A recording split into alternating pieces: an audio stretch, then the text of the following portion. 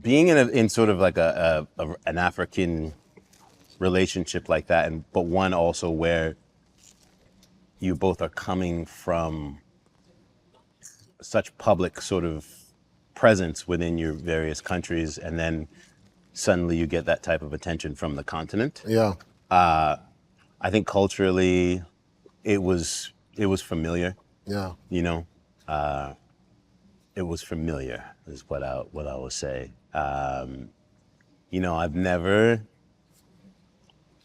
talked at all about that relationship. I can say that it happened. Yeah. And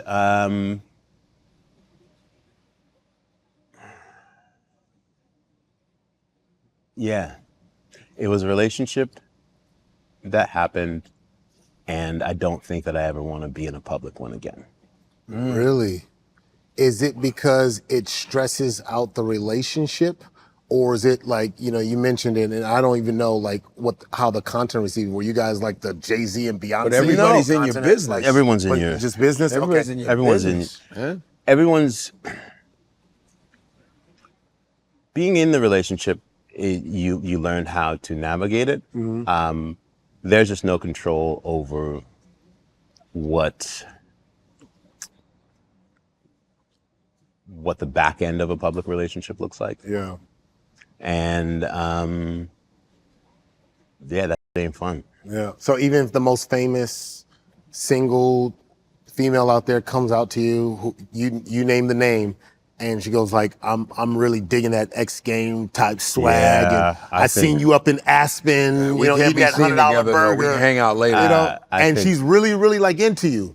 Yeah, I don't know if I ever want to fly that close to the sun again. Wow. Damn, Icarus.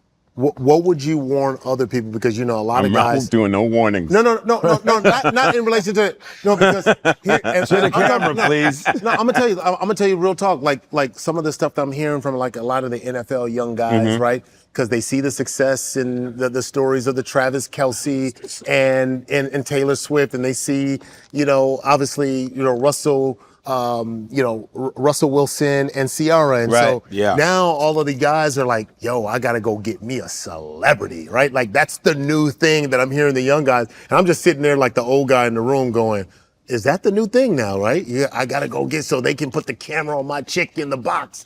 I'm like, okay, What all it's all right. cracked up. Yeah, to, I just think that it's a very difficult thing to navigate. You can't control what people's perception of you is, Yeah, what your relationship is, and who you are. yeah, And yeah,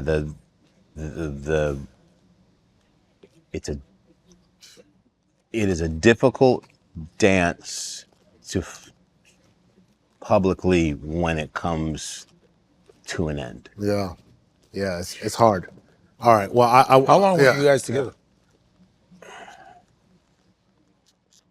3 years. That's a minute. Yeah. That's a minute. And that's the last thing I'm gonna say about that. Well, All right. like HBO, what's his name? Brian Gumbel. Let's move on. Let's move on. Our next. I only say that It'd be something about. I only say that because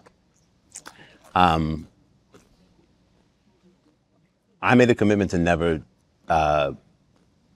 put our business, what was our business, out into the world, or to speak about her in any way that would reveal anything that was once private, and so I keep it that way. And I respect that. And she's one of the most talented artists and actors that we have, and I wish her a wonderfully long and fruitful career. Yeah, no, that's cool. And I appreciate that. Hell, I've known you for almost a decade, and I just found out, your father was Hugh Masekela. So, I know that you're private. You know what I mean? Like, I know that you're private. So, we'll respect that. I want to talk about the dreadlocks because Yes. I know you made that decision to cut it off. What was it like as you were kind of wearing it when it wasn't considered a traditional wear for television? And then what made you eventually decide to go without the dreadlocks?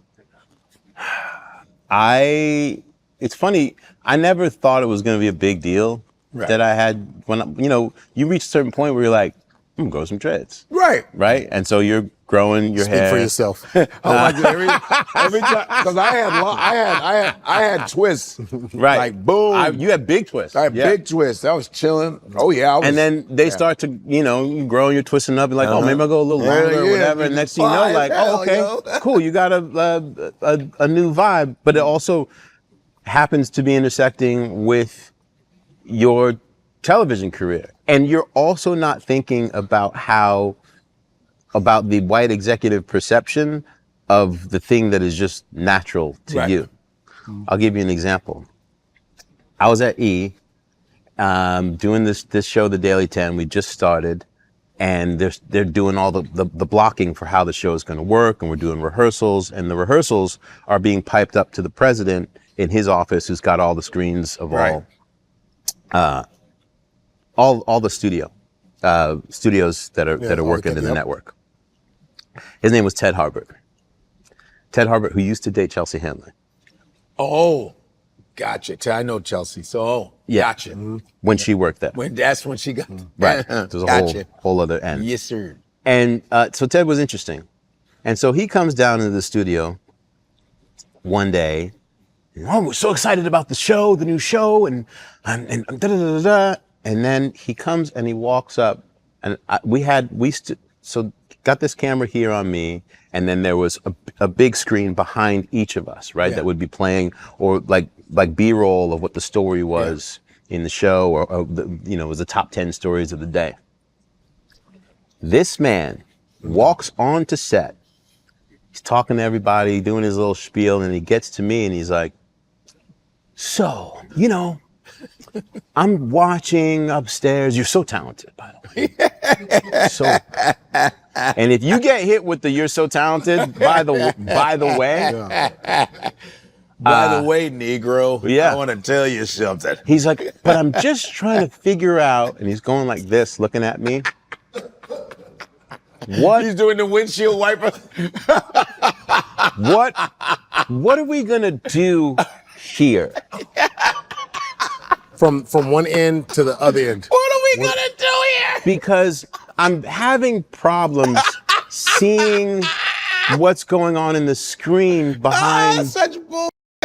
and then puts his hands in my hair. God damn. Woo! And so already, like, energy is like, I'm like, I'm about to kill this man. And he's touching my hair, and he's like, maybe we can put it in a pony. And I'm just like, and shout out to my producer, Bob Lifton. God. Bob Lifton, a real one. White man, real one. He's in the control room in the studio. My man took the headset off and just Bionic Man sprinting out of the control room into the studio. Like, I saw him running in, stops just in time to be like, Ted, how are you, Ted? And grabs him. And when I tell you, I had already had, the fist was made. Like, it was at the point where the ancestors were like, get him, strike him. We are coming. New drop, it's in 154 collection, embroidered mask shirt. We got the soccer jerseys in. You can see it. Come on, you know what you gotta do. 154africa.com, go get it. Stop wasting time. Look. 154, we all connected, baby, you already know. I'm talking 154, we bringing Africa around the whole globe. Ain't no place like home.